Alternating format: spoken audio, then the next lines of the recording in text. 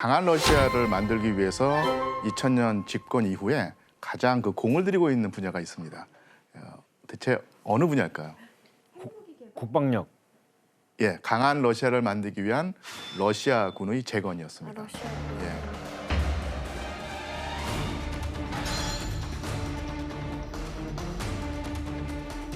예. 이를 위해서 푸틴은 좋아진 경제 상황을 적극 활용했는데요.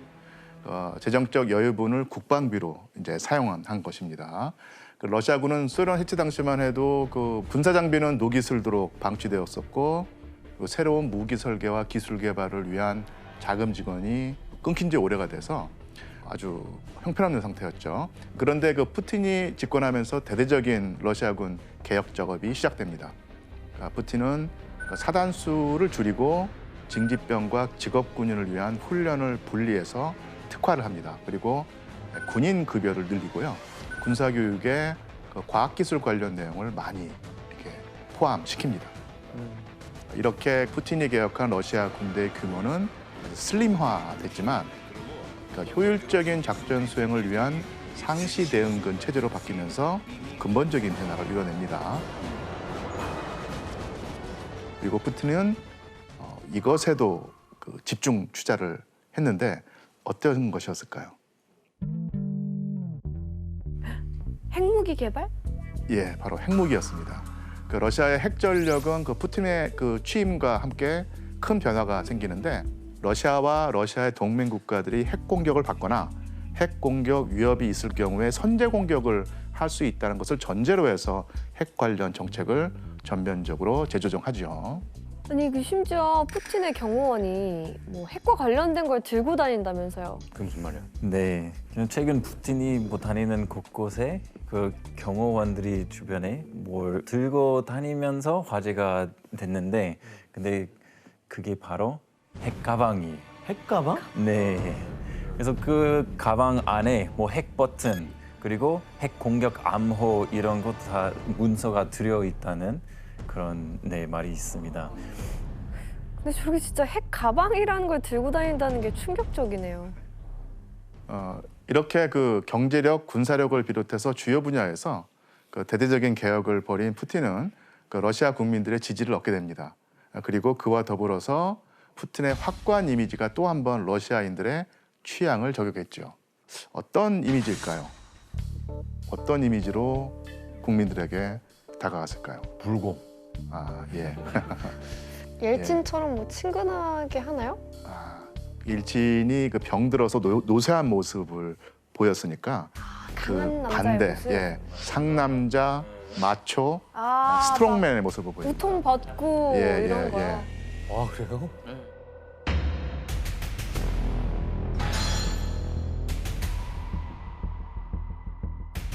아까 체첸 전쟁 때 직접 전투기를 몰고 온 것을 비롯해서 푸틴은 곳곳에서 자기가 얼마큼 강인한 사람인가를 드러내기에 바쁩니다. 그리고 그런 마초적인 모습들은 지금까지도 이어지고 있는데요. 대체 어떤 모습인지 영상으로 한번 볼까요? 뭐지?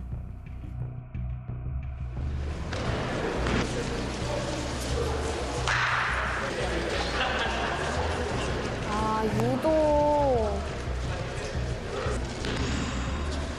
검은띠.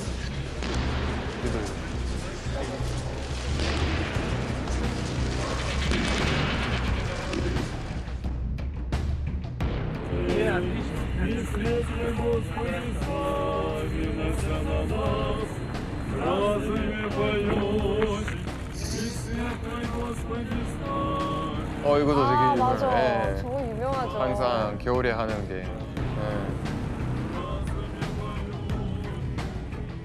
네. 맞아요. 평소에 저런 마초스러운 그런 기사 사진을 많이 접했던 것 근데 같아요. 러시아 국민들이라면 뭔가 이 사람이 우리를 강하게 이끌어줄 수 있을 것 같다는 생각을 할 것 같아요.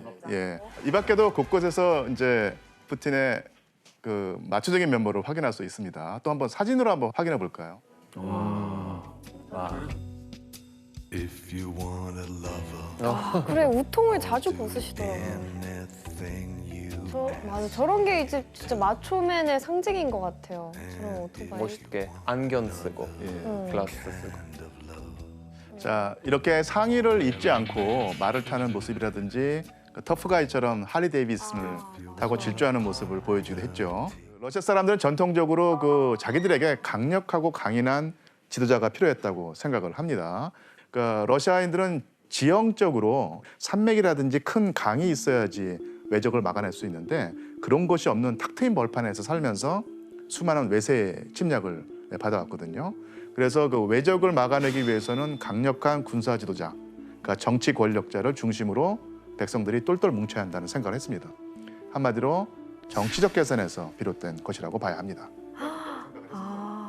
이렇게 그 푸틴은 새로운 러시아 건설과 함께 자기의 마초적 이미지로 러시아 국민들에게 여느 셀럽 못지않게 인기를 끌게 됩니다.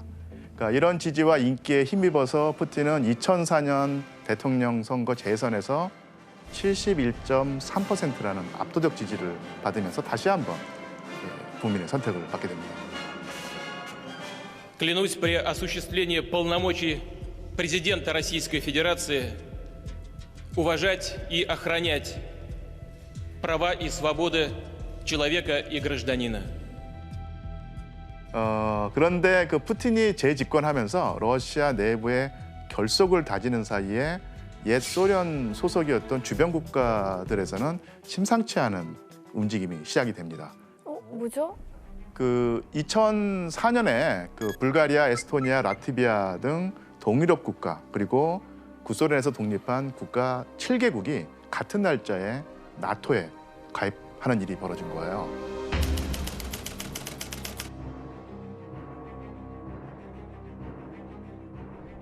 푸틴이 또 그 주변국들의 나토 가입에 되게 예민하잖아요. 이능가하죠. 그렇습니다. 푸틴은 한때는 그 소비에트 연방의 일원이었고 러시아와 국경을 맞대고 있는 국가들에서 러시아의 영향력이 급격히 줄어드는 것을 아주 심각하게 받아들였죠. 그리고 푸틴은 비록 냉전은 끝났다고 하더라도 과거처럼 미국이 세력 확장을 위해서 세계 각지에서 공작을 벌이고 배후에서 조종하는 일을 여전히 계속하고 있다고 생각을 했어요. 그로 말미암아서 미국의 입지가 커지는 것을 푸틴으로서는 용납할 수 없었습니다. 예, 그 조지아는 한때는 그루지아라는 이름으로 불렸던 소비에트 연방의 일원이었던 나라였었는데요. 그런데 그 2000년대 들어서면서 이 조지아에도 변화의 물결이 시작됩니다. 2003년 11월 조지아에서 대규모 시위가 벌어졌는데요. 조지아 시민들은 그 친러시아 성향의 그 에두아르트 세바르드나제 당시 그 조지아 대통령의 그 부정부패가 도를 넘어선 데다가 집권 여당이 장기 집권을 위해서 부정선거를 모의했다고 보고 이에 항의하면서 이제 반정부 시위에 나섰던 것입니다. 이것이 바로 장미 혁명의 시작이죠. 장미요? 예.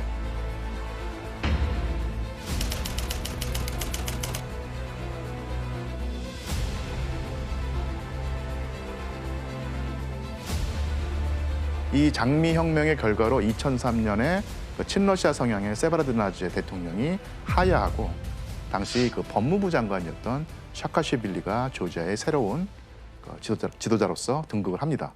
그러니까 이후 조지아는 친서방 정책을 핵심 전략으로 선택하게 되죠.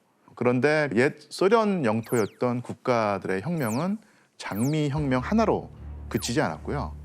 2004년 우크라이나, 2005년 키르기즈스탄, 2005년 또 우즈베키스탄, 또 2006년 벨라루스 등지에서도 연이어 맞네, 격변이 진짜 맞네. 일어났습니다. 푸틴은 또 불안해하겠는데요? 예, 그렇습니다. 그러다가 마침내 한 사건이 벌어지는데 그리고 또 그 사건의 소식이 전해진 것은 의외의 장소였었어요. 뭐죠? 2008년 그 사람들의 환호와 열기 속에서 베이징 올림픽이 개막식을 하고 있었는데 네. 각국 정상들도 그 자리에 참석을 했죠. 그러니까 이때 푸틴은 대통령이 아니라 총리 자격으로 그 자리에 참석합니다. 왜요? 왜 총리? 헌법에 대통령 연임 횟수에 제한이 있어서 두 번밖에 예. 못하는 거죠. 푸틴의 첫 임기는 2000년 5월에 시작됐고 재선에 성공하면서 2004년에 다시 대통령의 자리에 오르죠. 하지만 당시 그 헌법으로는 대통령 3회 연임이 불가능했기 때문에 하는 수 없이 총리 자리를 맡게 됩니다. 대통령한테 물러나서. 그러니까 새로 집권한 그 메드베제프 대통령 뒤에 푸틴이 실세로 자리하고 있었던 것은 공공연한 사실입니다. 그 메드베제프는 일종의 푸틴의 그 아바타 같은 맞아. 존재였고요. 꼭두각시로 비유를 예. 많이 하더라고요. 이렇게 총리가 된 푸틴이 베이징 올림픽 개막식에 참석했었는데 아 대통령 놔두고 총리가 갔다고요? 예. 이날 푸틴은 갑자기 그 통역과 함께 미국의 부시 대통령을 어? 찾아갑니다. 뭐지? 여기서 또 문제를 내기 아주 좋은 타이밍이죠. 알고 있지. 알고 있지. 베이징 올림픽 개막식 현장에서 푸틴은 부시 대통령을 찾아가서 귓속말로 이 소식을 전합니다. 어떤 소식이었을까요? 부시 대통령 좀 당황한 표정이죠. 예.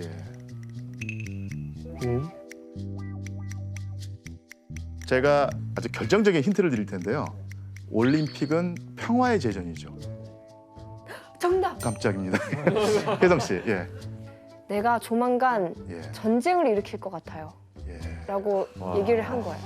어떻게 이렇게 다르게 노선을 타세요 바로? 아니요? 일단 오답입니다. 시제만 바꾸면 돼요. 자, 정답. 유현 씨, 예, 전 다릅니다. 예. 이 평화를 깨트릴 생각하지 마십시오. 정답. 오답입니다. 자, 혜성 씨 다시. 시제를 바꾸라고 하셨으니까 예. 지금 내가 전쟁을 일으켰다? 아, 정답입니다. 예, 조지아 침공. 러시아 군대가 조지아를 침공했다고 하는 소식을 전한 거예요. 저 현장에서요? 예. 전 세계 그 화합을 상징하는 올림픽 기간에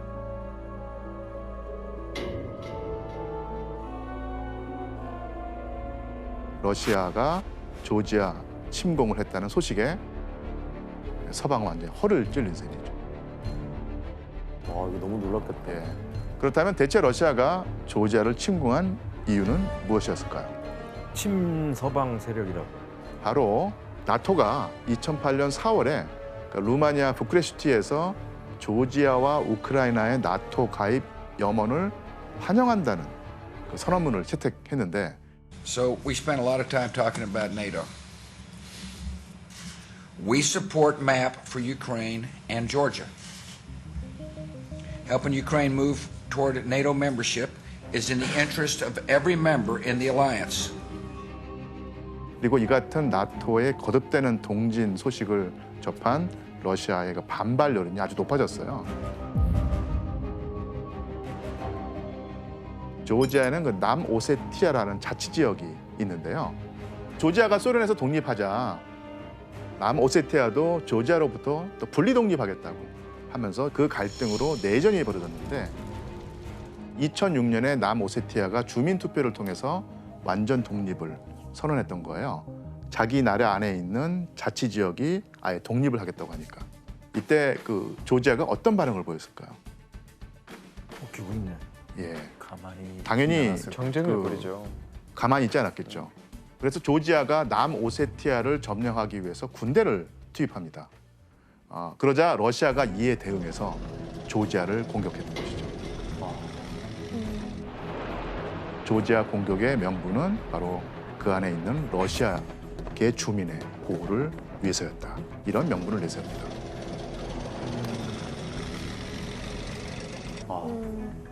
하지만 전쟁이 벌어지자 미국과 나토의 적극 개입은 이루어지지 않았고요. 그리고 이후 남오세티아는 독립을 했고요. 또 러시아로부터 독립국 공식 승인을 받아냈습니다. Ровно год назад, 26 августа, Россия признала независимость республик Южная Осетия и Абхазия. 왜냐하면 다른 나라들이 나토를 예, 믿지 못하게 만든 상황이잖아요. 예. 아니 나토 가입한 국가 봐봐 아무것도 안 해주잖아 미국이 이런 걸 보여준 거잖아요 지금. 지원 씨가 어떻게 그 밤새 그 과외를 받는 아니 뭘 배울 줄 알아야 과외를 하지. 어려워요. 아니 뭘 배울 줄 알아야 과외도 할 같이 거 아니에요. 공부해요. 연륜이 있네요. 물론 러시아 이 같은 조치에 대해서 그 미국 등 서방이 아주 맹렬히 푸틴을 비난했습니다. 하지만 러시아의 국내 상황은 달랐습니다. 푸틴은 서방에 맞설 줄 아는 러시아의 스트롱맨이다. 강력한 스트롱맨이라는 인식이 확산이 됐고 그 차기 집권의 정당성까지 이제 확보하게 된 셈입니다.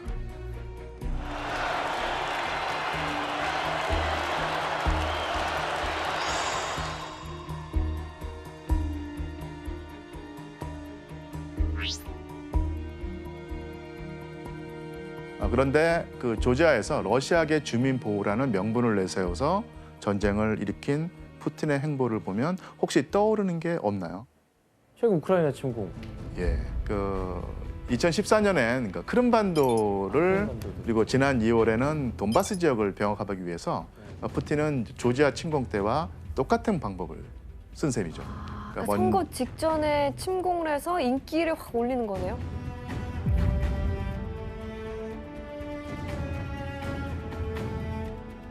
조지아 침공 후에 그 푸틴 지지율은 아까도 말씀드린 것처럼 88%까지 치솟으면서 그 푸틴의 세 번째 그 대권에 영향을 미쳤던 셈이죠. 마찬가지로 크림반도 병합 이후에도 푸틴의 지지율은 반등합니다.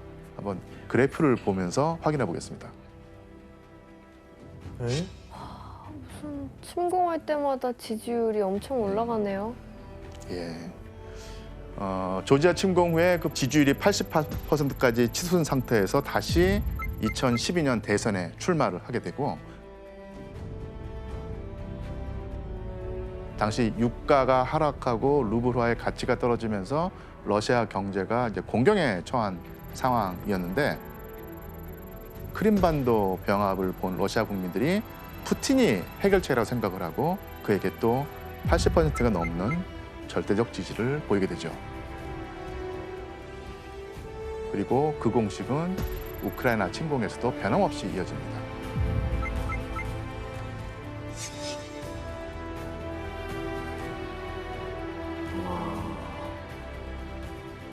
근데 이번엔 좀 다르지 않나요? 러시아 안에서는 인기가 계속 치솟고 있습니다. 그러니까 우크라이나 침공전인 올해 1월에 그러니까 푸틴의 지지율이 69%였는데 전쟁이 일어난 뒤 3월에는 83%까지 이제 상승했죠. 그냥 뭐 전국 온 국민 다네. 러시아 국민 압도적인 다. 지지를 받으니까. 그리고 푸틴은 이런 러시아 국민들의 그 지지를 바탕으로 일찌감치 본인이 장기 집권할 수 있는 법적 장치도 마련해 둡니다. 2008년에 임기를 4년에서 6년으로 연장하는 헌법 개정안을 통과시키고요. 이 법이 2012년 대선부터 적용이 됩니다. 2020년 개헌헌법에서는 대통령 임기를 연임과 관련 없이 2회 이하로 규정하기로 했는데요. 이 개헌헌법에 따르면 푸틴은 더는 대통령을 할 수 없는 상황이었죠. 그런데 여기서 포인트는 개헌 이전의 대통령 수행 횟수는 백지화 된다는 것입니다. 리셋된다는 거죠.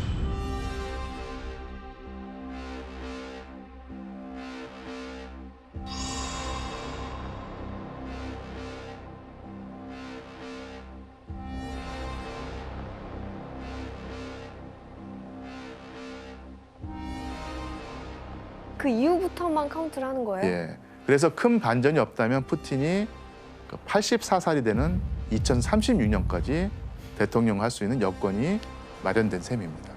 야, 예. 거의 종신이네요. 예.